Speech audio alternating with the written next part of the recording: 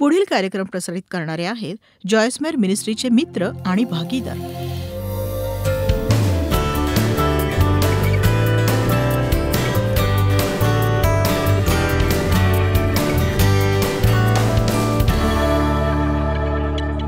या जगाला देणग्यांची खूप काळजी असते, आपल्याला देणग्यांची काळजी असते, पण देवाला फळाची काळजी असते.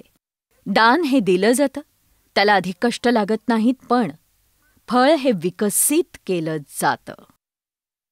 ते बीजरूपात येतं जेव्हा आपण आत्म्यात ख्रिस्ताला तारणारा म्हणून स्वीकारतो. जेव्हा तुम्ही ख्रिस्ताचा स्वीकार करता, पवित्र आत्म्याचा करता, जेव्हा तुम्ही पवित्र आत्म्याचा स्वीकार करता, तुम्ही आत्म्याच्या फळाचा स्वीकार करता. गलातिकरास 5 शिकवतं की जेव्हा पवित्र आत्मा आपल्यात असतो, आपल्यात प्रीती, आनंद, शांती, सहनशीलता, ममता, चांगुलपणा, विश्वासूपणा, सौम्यता आणि इंद्रिय दमन असतं. तुमच्या आत या गोष्टी आहेत असं किती जणांना वाटतंय? तर आपल्याकडे जे आहे त्यासाठी प्रार्थना करायची गरज नाही. त्याच्यात वाटचाल करून त्याचा वापर कसा करावा हे शिकण्यास आपण देवाची मदत मागायला हवी. आणि हे आत्म्याचं दान किंवा आत्म्याच्या फळाचं कार्य करण्यास भाग पाडणारी गोष्ट म्हणजे आपल्यावर एक प्रकारचा दबाव असतो. तुमच्यापैकी किती जण दैनंदिन जीवनात नियमितपणे ताण अनुभवतात सांगा?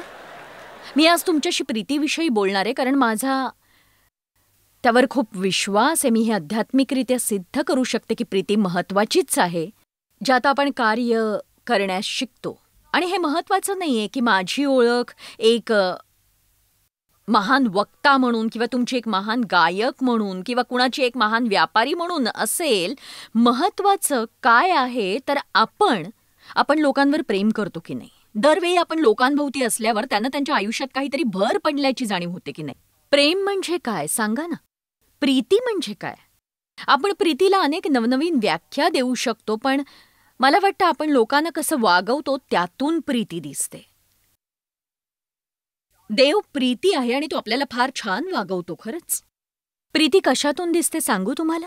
तुम्ही लोकांना कसं वागवता. तुम्ही लोकांना कसं वागवता, विशेषतः त्यांना जे तुमच्या अपेक्षेप्रमाणे वागत नाहीत त्यांना तुम्ही कसं वागवता. तुम्ही लोकांना कसं वागवता ज्यांच्यावर कुठलाच प्रभाव तुम्हाला पाडायचा नसतो.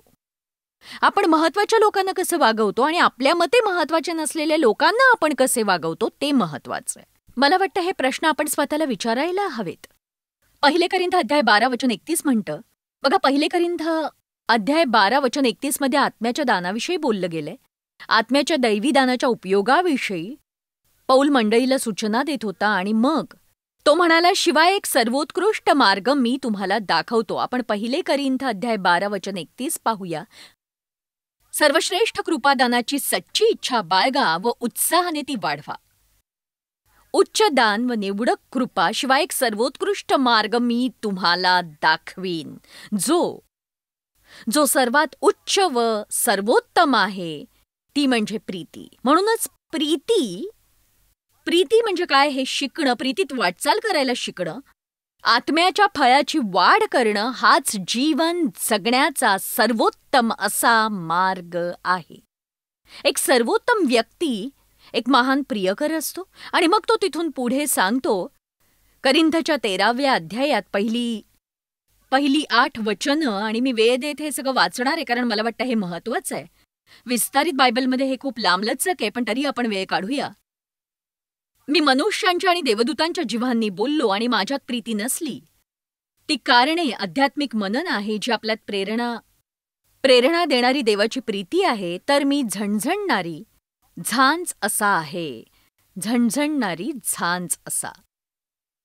आणि जर माझ्यात भविष्यवाणीचे सामर्थ्य असेल, दैवी इच्छा व आधार याचे अर्थ लावणारे दान, व मला सर्व गुप्त सत्य व रहस्य समजतात, मला सर्व ज्ञान आहे, माझ्यात इतका विश्वास आहे की मी पर्वत हलवू शकतो, पण प्रीती नाही, माझ्यातली देवाची प्रीती, तर मी निरुपयोगी आहे. माझ्याकडे असलेलं मी जर सर्व दिलं, गरिबांना अन्न व गौरवाकरिता मी माझ्या शरीराला जाळलं, आणि तुम्ही चुकीच्या कारणास्तव सत्कृत्य करू शकता. तुम्हाला माहितीये परमेश्वराला आपण काय करतो यात रुची नाही, तर ते का करतो यात रुची आहे. आपण लक्ष ओढून घेण्यासाठी काही केलं तर आपल्याला देवाकडून प्रतिफळ मिळत नाही.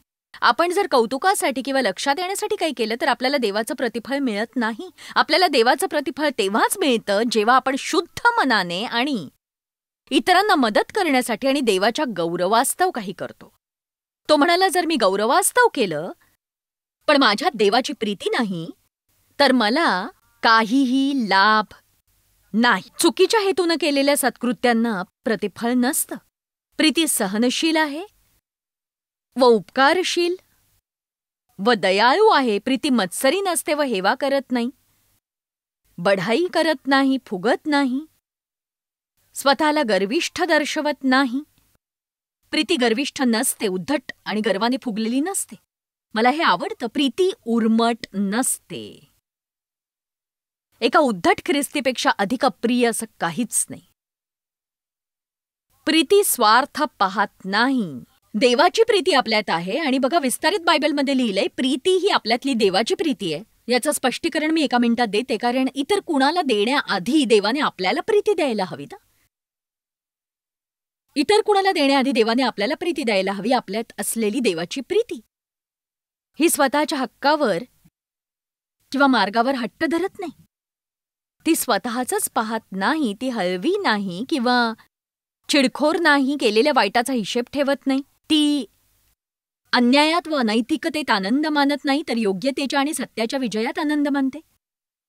प्रीती तिच्या वाटीत जे काही येतं ते सहन करते आणि प्रत्येक व्यक्तीच्या हिताचाच विचार करते. वा, किती महत्वाचं आहे.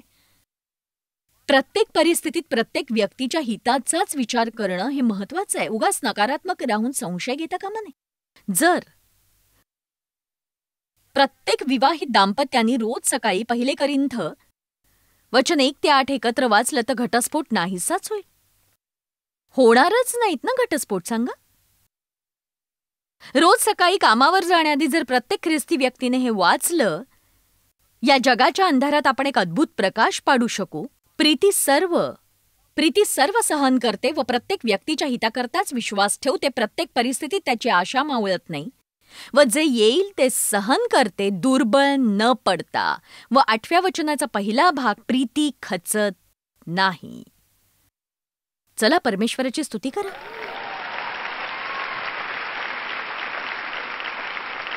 आता मला नाही माहित तुम्ही कसला अभ्यास करत वेळ घालवता, पण मी कित्येक वर्ष ख्रिस्ती असूनही मी शेवटी प्रीतीचं अध्ययन करायला लागले. मी यशाचा अभ्यास केला, मी भरभराटीचा अभ्यास केला, विश्वासाचा अभ्यास केला, सामर्थ्याचा केला, आत्म्याच्या दानाचा अभ्यास केला, आध्यात्मिक युद्धाचा अभ्यास केला. मी सर्व प्रकारचा अभ्यास केला. पण एक सांगू का, माझं ख्रिस्ती जीवन योग्य पद्धतीने वाटचाल करत नव्हतं. आता जरा प्रामाणिक होऊया. किती जण चर्चला जातात आणि सध्या तुमच्या जीवनाची परिस्थिती काय आहे सांगा? तुम्ही विजयी आहात का? तुमच्यात नीतिमत्ता, शांती, आनंद आहे का? तुम्ही दोषी भावनेत किती वेळ घालवता? तुम्ही फलदायी आहात का? संतुष्ट आहात का? तुमच्या जीवनाचा आनंद लुटताय का? सैतानावर अधिकार गाजवत वाटचाल करताय का? की तुम्हाला अजूनही काहीतरी अयोग्य असल्यासारखं, चुकल्यासारखं वाटतंय? सतत कशाशी तरी लढा देत तुम्ही थकलायत का? मग तुम्हाला वाटतं सांगितलेल्या सगळ्या गोष्टी करून चर्चला जाऊनही काहीच का घडत नाही? का होत असेल असं? तुमच्यापैकी काही जण मला दिसतायत, मान हलवतायत. मी काय म्हणते कळतंय ना तुम्हाला? खरं तर माझ्या बाबतीत हे चुकत होतं. मला प्रीतीविषयी काहीच माहीत नव्हतं. मला वाटतं पुष्कळ लोकांसाठी हेच चुकत असतं नेहमी. शेवटी लोकांऐवजी मी परमेश्वराला माझी अडचण विचारायला लागले. तो म्हणाला, स्वार्थी आहेस तू. तुझ्या मनात सतत तूच आहेस. आणि मग मी प्रीतीवर खूप अभ्यास करायला सुरुवात केली, कारण माझ्या लक्षात आलं चर्चमध्ये केवळ बोलण्यापेक्षा अधिक काही असतं. आपल्याला आईस्क्रीम पासून कुत्र्यांपर्यंत सगळं आवडतं, पण आपल्याला त्याचा अर्थ नसतो कळत. आणि म्हणूनच ख्रिस्ताने पेत्राला 3दा विचारलं, पेत्रा तू माझ्यावर प्रीती करतोस?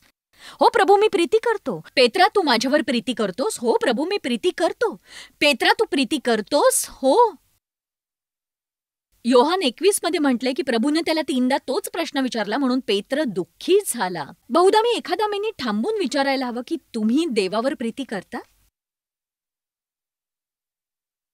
तुम्ही देवावर प्रीती करता का? तुम्ही देवावर प्रीती करता का?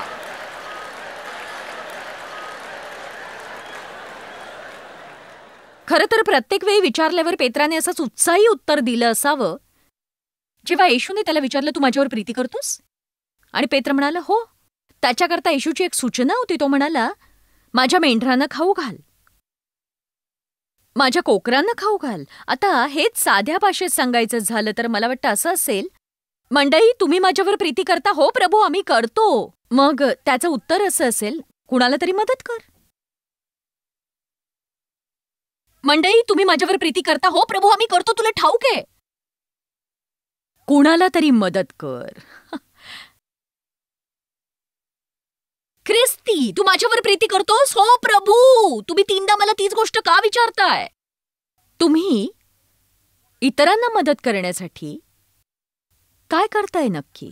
इतरांना जे हवंय ते मिळवून देण्याच्या प्रयत्नाच्या तुलनेत तुम्ही स्वतःला जे हवंय ते मिळवण्यासाठी किती वेळ घालवता? हे जरा कठीणच आहे, नाही का? एक सांगू, आपण जन्मापासूनच स्वार्थी आहोत. यावर विश्वास नसेल तर एक बाळ आठवा ज्याला त्याची बाटली मिळत नाहीये, आठवा जर. किंवा दुसरं काही, किंवा त्याचं लंगोट आपण बदलत नाही तेव्हा आठवा. किंवा त्याच्या इच्छेनुसार काही झालं नाही तर झटकाच येतो त्याला, तमाशाच घालतो तो, आठवा. देह हा जन्मतःच स्वार्थी असतो, पण परमेश्वर चांगला आहे आणि मी आभारी आहे की त्याला आपला तारणारा म्हणून स्वीकारल्यावर तो येऊन स्वतःला आपल्यात पेरतो आणि आपल्यात एक आशा असते, ती स्वार्थी, स्वकेंद्री, दयनीय आणि विचित्र जीवनशैलीतून बाहेर पडण्याची. येशूने म्हटले, तुम्ही जर माझ्यासोबत येणार असाल तर आपला वधस्तंभ घ्या आणि माझ्या मागे या. तुम्ही स्वतःला विसरा, स्वतःकडे आणि तुम्हाला आवडणाऱ्या गोष्टींकडे लक्ष देऊ नका. पण मग माझी काळजी कोण घेईल? देव घेईल. याचा तर विचारच केला नाही. हे देवा, तुला माहितीये का, मला वाटतं आयुष्यभरात तुम्हाला स्वतःसाठी इतकं करता येणार नाही जितकं देव तुमच्यासाठी क्षणार्धात करेल. पटतंय का तुम्हाला हे? सांगा मला. पण दुसऱ्या बाजूला मी लोकांना स्वतःची काळजी घेण्याविषयी शिकवते. मी तुमच्या महत्वाच्या गरजा दुर्लक्ष करण्याविषयी बोलत नाही. स्वतःची काळजी घेऊ नका म्हणत नाही. इतरांना मदत करण्यात स्वतःच्या गरजांकडे दुर्लक्षच करा असंही मी म्हणत नाहीये. कारण सांगू का त्याचं? आपण जर अर्धा प्रामाणिकपणा बाळगला ना तर आपण याचं पटकन उत्तर देऊ की मी स्वार्थी आणि स्वकेंद्री आहे का. बघा कशी तोंड बंद झाली सगळ्यांची. आपल्या इच्छेनुसार घडत नाही तेव्हा आपण कसे वागतो? आपण तेच विकसित करतो ज्यावर लक्ष केंद्रित करतो. तुम्ही स्वतःवर लक्ष केंद्रित केलं तर स्वतःला विकसित कराल. जर प्रीतीवर लक्ष केंद्रित केलं तर तुम्ही प्रीती विकसित कराल. तुम्ही प्रेम करणारे बनूच शकत नाही जर तुम्ही त्याचा अभ्यासच केला नाही. बघा, तुमच्या ख्रिस्ती जीवनाच्या कालावधीत तुम्ही प्रीतीचा अभ्यास करत किती वेळ घालवलात सांगा? फक्त प्रीतीचा अभ्यास. प्रीती काय आहे त्याबद्दल बायबल काय म्हणतंय? प्रीतीवर लक्ष केंद्रित करून लोकांवर प्रेम करणं, त्याबद्दल माहिती काढणं, प्रीतीच्या प्रत्येक पैलूचा अभ्यास करणं, प्रीतीत वाटचाल करणाऱ्या प्रत्येक व्यक्तीसाठी प्रार्थना करणं, मी त्यावर वेळ नाही घालवला. आणि माझी समस्या काय आहे, जेव्हा देव सांगू लागला की मी त्याबद्दल बोलण्यात बरी आहे पण वागण्यात नव्हे, मग मात्र मी अनेक वर्ष तीव्रतेने प्रीतीचा अभ्यास सुरू केला. आणि खरं सांगायचं तर मी इतर कशाही पेक्षा प्रीतीचा अभ्यास अधिक करते. कारण मी जर ते टाळलं आणि माझ्या आयुष्यात ते प्रथम ठेवलं नाही तर मी माझं आयुष्य जगणार नाही आणि मी एक हलक्या प्रतीची ख्रिस्ती बनीन. मी माझं आयुष्य जगणार नाही, मी स्वार्थी स्वकेंद्री बनीन. पण परमेश्वर मला मदत करेल तर मी आठवड्याचे 7ही दिवस प्रीतीत वाटचाल करायला शिकेन आणि प्रीतीत 24 तास वाटचाल करीन. लोकांना हे शिकवण्यासाठी की मी मला जमेल ते सगळं करीन. जरी सुरुवातीला त्याबद्दल ते निरुत्साही असले तरीही मी ते शिकवत राहीन, शिकवतच राहीन. म्हणून जर प्रीतीत वाटचाल कशी करावी हे शिकायचं नसेल तर तुम्ही माझं ऐकू नका, कारण मी त्याबद्दल शिकवतच राहणार.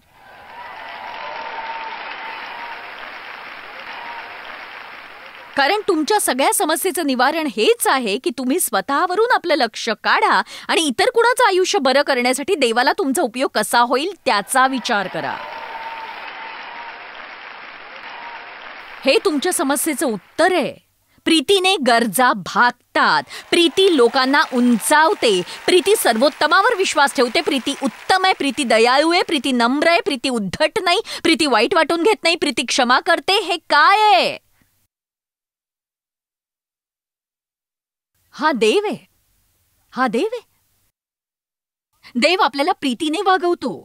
आणि जोवर देव आपल्याला जसं वागवतो तसं आपण लोकांना वागवत नाही, तोवर आपल्याला प्रीतीविषयी पुरेशी माहिती नाही.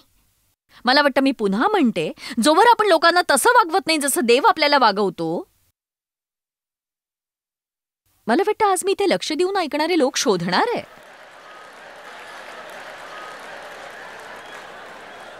जोवर आपण लोकांना तसं वागवत नाही जसं देव आपल्याला वागवतो, आपली आणखी वाढ व्हायला हवी नाही का? किती जणांना वाटतं तुम्ही या बाबतीत वाढू शकता? किती जणांना वाटतं परमेश्वराने तुम्हाला योग्य सभेत आणले? आपण तेच विकसित करतो ज्यावर लक्ष केंद्रित करतो. 33 वर्षांनंतर परमेश्वराच्या वचनाची गंभीर विद्यार्थी आणि बायबलची शिक्षिका या नात्याने मी अशा निष्कर्षाला पोहोचले आणि मी प्रामाणिकपणे सांगते, नीट ऐका. मी सांगितलेल्या गोष्टींवर विश्वास ठेवलाय म्हणून आजही त्याच्यावर विश्वास ठेवा. बघा, जर मी लक्ष केंद्रित केलं माझ्या प्रीतीतल्या वाटचालीवर, तर मग देव प्रत्येक गोष्टीची काळजी घेईल.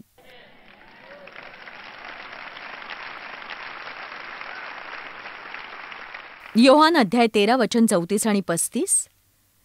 मी तुम्हाला नवी आज्ञा देतो, येशूने म्हटले. जुन्या करारानुसार देवाला प्रसन्न करण्यासाठी त्यांना 10ची सवय होती, जे आता 2000 नियम आणि कायदे झाले होते. आता येशू नवी आज्ञा देतो, जीवनाचा नवा मार्ग, ताजातवाना नवा जीवनाचा ऊर्जेने भरलेला मार्ग. आणि तो म्हणाला, आता मी तुम्हाला एक नवी आज्ञा देणार आहे, व ती ही की तुम्ही एकमेकांवर प्रीती करा, जशी मी तुमच्यावर प्रीती केली आहे. देवासारखी प्रीती करायला जोवर मी शिकत नाही तोवर माझ्यात वाढ होण्याची गरज आहे. तशीच तुम्ही एकमेकांवर प्रीती करावी. त्यावरून सर्व ओळखतील की तुम्ही माझे शिष्य आहात, जर तुम्ही एकमेकांवर प्रीती कराल, जर तुम्ही आपापसात प्रीती दर्शवाल.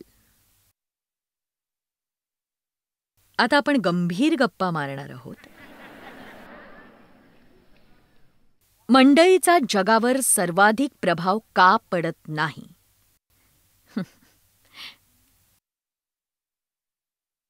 कारण आपण शास्त्रवचनानुसार वागत नाही.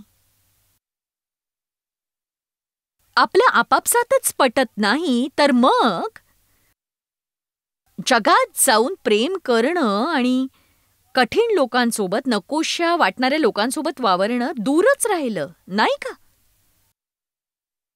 आमेन. तो म्हणाला, तुमच्या साक्षीचं हे उत्तर आहे. हरवलेल्यांना ख्रिस्तात नव्या जीवनाची वाट दाखवण्याचे हे उत्तर आहे. तुमच्या भोवतालच्या जगात बाहेर पडा आणि लोकांवर प्रीती करा.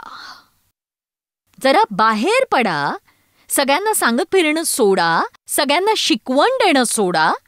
हो, सगळ्यांना शिकवण द्या, पण गरज असल्यासच शब्दप्रयोग करा.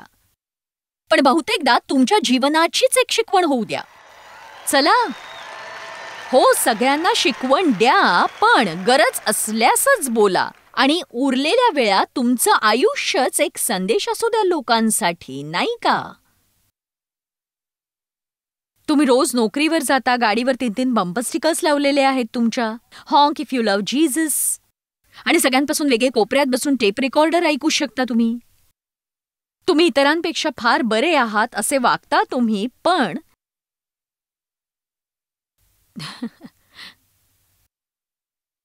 त्यापेक्षा एक उदाहरण होणं अधिक चांगलं नाही का? मग ज्यांनी तुम्हाला वाईट वागवलं असेल, त्यांची गाडी बिघडली असं जर तुम्हाला कळलं, तर तुम्ही जाऊन त्यांना म्हणू शकता की तुम्ही माझ्या गाडीत नाही येऊ शकता, मला आनंद होईल तुम्ही माझ्याबरोबर आलात तर. पण मीच का म्हणून नेहमी पडतं घ्यायचं? ते कसे वागतात माहितीये का तुम्हाला? कारण तुम्ही देवाचे प्रतिनिधी आहात आणि तो तसं करेल, कारण तो न्यायी आणि अन्यायींवर सूर्यप्रकाश पडू देतो. हो, आपण जर असं वागायला लागलो तर आपल्या भावनेवर हे जरा भारी पडेल. आपण आपला गर्व गिळायला हवा. आपण आपला सूड सोडायला हवा. ज्या क्षणी तुम्ही त्या व्यक्तीला म्हणता की तुम्ही माझ्यासोबत याल तर मला खूप आनंद होईल, त्यांना माहित असतं त्यांनी तुम्हाला कसं वागवलंय. पण लगेचच ते डोकं खाजवू लागतात, कारण त्यांना कळत नाही की आता अचानक तुमच्या गाडीवर जर एखादं बंपर स्टिकर असेल तर त्यांना बहुधा त्याचा अर्थ लागेल. बंपर स्टिकर म्हणजे शो नाही का? मला आठवतंय एकदा, आणि ही खूप जुनी गोष्ट आहे, जेव्हा मी सेंट लुईसच्या सभेत बोलत होते, आणि हे मी टीव्हीवर येण्याआधी किंवा इतका प्रवास करण्यापूर्वी असलेली ही गोष्ट आहे. एक अंध जोडपं दर आठवड्यात आमच्या सभेला यायचं, आणि ते त्या जागी पोहोचण्यासाठी सार्वजनिक वाहतुकीचा वापर करत, आणि त्या एरियातल्या बसला काहीतरी झालं आणि ते साप्ताहिक बायबल स्टडीसाठी येऊ शकत नव्हते. म्हणून त्यांनी मला विचारलं की कोणी असेल का जे त्यांना घेऊन येऊ शकतील आणि पुन्हा पोहोचवू शकतील. ही किती दुःखाची बाब आहे, पण साहजिकच सगळे असे नसतात. असे अनेक चांगले लोक असतात जे इतरांसाठी सतत काहीतरी करत असतात, पण ते पुरेसे नसतात. हाच माझा मुद्दा आहे. असे लोक असायला हवेत आणखीन. आपण प्रीतीविषयी आणखी शिकण्याची गरज आहे. हे केवळ चर्चमध्ये गाणं किंवा नुसतंच बोलणं नाहीये. रोमकरास अध्याय 5 वचन 5, आपल्याला दिलेल्या पवित्र आत्म्याच्या द्वारे आपल्या अंतःकरणात देवाच्या प्रीतीचा वर्षाव झालाय. देवाची प्रीती तुमच्या आत्म्यात आहे. जिथे आत्म्याची इतर फळं आहेत, तुम्ही यानेच भरलेले आहात. मला नाही वाटत तुम्ही इतर कशाने भरले आहात. तुम्ही खरं तर यानेच भरले आहात. तुम्ही कशाने भरले आहात हे सांगण्याचा प्रयत्न काही करतील, पण मी आज तुम्हाला इथे सांगायला तुम्ही कशाने भरले आहात. आनंद, शांती, सहनशीलता, दया, चांगुलपणा, विश्वासूपणा, सौम्यता, आत्मनिग्रह. कधीही म्हणू नका तुमचं स्वतःवर नियंत्रण नाही. तुम्ही जर स्वतःवर नियंत्रण ठेवणारे नसाल तर निदान सत्य बोला, मला स्वतःवर नियंत्रण ठेवायचं नाही.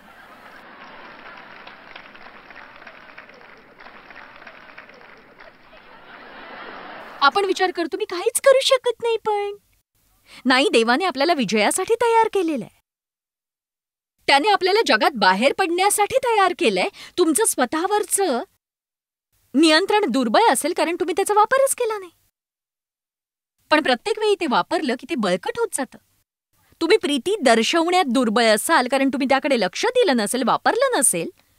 पण महानतेचं बीज हे तुमच्यात आहे, आणि मी महानता म्हणते कारण यानेच एक महान व्यक्ती महान बनत असते. आणि आपण काय करतो तर आपण लोकांना बरं वागवत नाही. किती जणांना वाटतं आपण लोकांना कसं वागवतो ही महत्वाची गोष्ट आहे. सांगा मला. तुमच्यात ते फळ आहे, पण ते तुमच्या आत्म्यात खोल आहे. आणि सत्य हे आहे की आपल्या अंतरात्म्यात अनेक गोष्टी असतात ज्यामुळे देवाची प्रीती ही आपल्यात कोंडून बसलेली असते. म्हणूनच प्रीतीत वाटचाल सुरू करण्याआधी आपण देवाची प्रीती ही स्वीकारायलाच हवी, आणि त्या प्रीतीला आपल्याला आरोग्य देऊ द्यायला हवं. मी तरुण असताना माझं शोषण झालं. माझ्या पालकांनी माझ्यासोबत गैरवर्तन केलं. माझ्या वडिलांनी माझं लैंगिक शोषण केलं, आणि काय करायचं हे कळत नसल्याने आईने काहीच केलं नाही. समोर येईल त्या पहिल्या व्यक्तीशी मी लग्न केलं. तो इतर स्त्रियांसोबतच असायचा. शेवटी तुरुंगात पोहोचला. मी डेवला भेटले तेव्हा 23 वर्षांची होते. मला आयुष्यात सुखी राहिलेलं आठवतच नव्हतं, आणि मला केवळ भीती माहीत होती आणि तग धरून जिवंत राहण्याच्या काही पद्धती. आणि शेवटी मी लग्न केलं, आणि डेव उत्तम तरुण होता, पण प्रीती कशी करावी हे मला माहीत नव्हतं. असं नाही की मला करायची नव्हती. मी दर रविवारी चर्चला जायचे, मी संदेश ऐकायचे, पण ते कसं ते मला माहीत नव्हतं. कारण सगळं काही माझ्या रोगी आत्म्याद्वारे येत होतं, आणि माझ्या आत्म्यात कठोरता होती, माझ्यात निष्ठुरपणा होता. माझं तोंड हार मानत नव्हतं. माझ्या इच्छेप्रमाणे घडलं नाही की मी चिडायचे. मला एकच गोष्ट यायची, तापट स्वभावाने लोकांवर नियंत्रण करणं, कारण माझ्या वडिलांनी तेच केलं होतं. आणि मी जाऊन प्रत्येक तत्व शिकू शकत होते, आणि 20 प्रकारच्या आध्यात्मिक युद्धाच्या पद्धती, भरभराटीचे 12 मार्ग, आरोग्याचे 16 मार्ग, विजयाचे 18 टप्पे मी शिकू शकते. पण या सगळ्याचा काहीच फायदा नव्हता हो. जोवर मी देवाची प्रीती स्वीकारायची कशी हे शिकत नव्हते. देवाच्या प्रीतीने रोगी आत्म्याला आरोग्य प्राप्त होतं. आता माझं नीट ऐका, तुम्ही इतरांवर प्रीती करण्याआधी देवाच्या प्रीतीला तुम्हाला आरोग्य देऊ द्या. आता माझं नीट ऐका, तुम्ही स्वतःवर प्रीती करायला शिकायलाच हवं.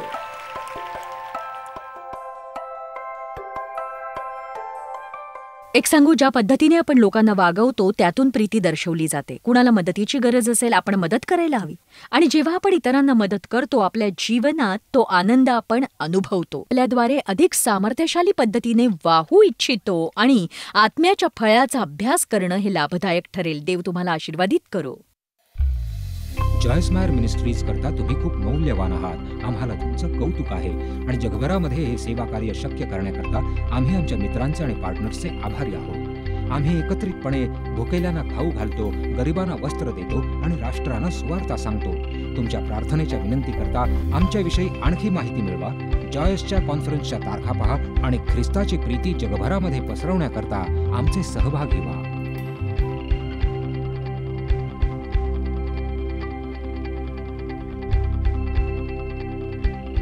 याचा सर्व खर्च जॉयस मेयर मिनिस्ट्रीचे मित्र आणि भागीदार करत आहेत.